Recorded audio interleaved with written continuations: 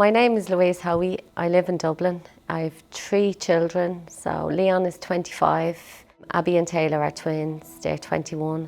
I live with my husband Troy. I work as a special needs assistant in a school in Tallaght. For a couple of years I was fainting and having unexplained fainting episodes. There was bad ones in 2002 after I had the twins. Then in 2010 I had a big episode in bed one night. I was just asleep and my husband got up to go to football, and we don't know if it was a cardiac arrest or a cardiac event, but I wasn't responding to him. I kind of had like a seizure, and he put me into the recovery position and I was brought to hospital. I was about 6 weeks in hospital because they were doing all sorts of tests. Then I was put on like a tilt test, and the tilt test showed an abnormality with my heart.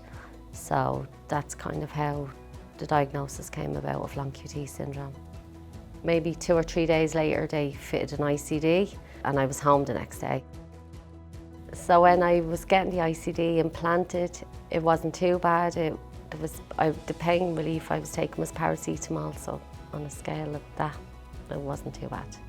In 2015, Taylor was fitted with an ICD after a collapse, and it was tough. She got the SICD and it was a little bit more painful than my one was. And in 2016, she received a shock from her ICD. She said it was very painful at the time, but she got over it. She was doing cheerleading and stuff like that, so she lives a full life. I had my ICD 13 years, never had any shocks, never had any pains or infections, and I just got my ICD replaced after 13 years in July this year, and it's fine. Again, I was home that day from hospital, no pain. I have remote monitoring. My monitor just sits at the end of my bed, doesn't make any noise, doesn't do anything.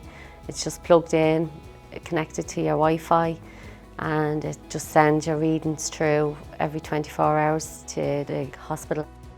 When I was fitted with the ICD, it was a big shock. Like, it was a very scary time. Obviously my family were really worried about me, but every single day then that passed, I was kind of going, it's actually fine, it's okay, it's not too bad.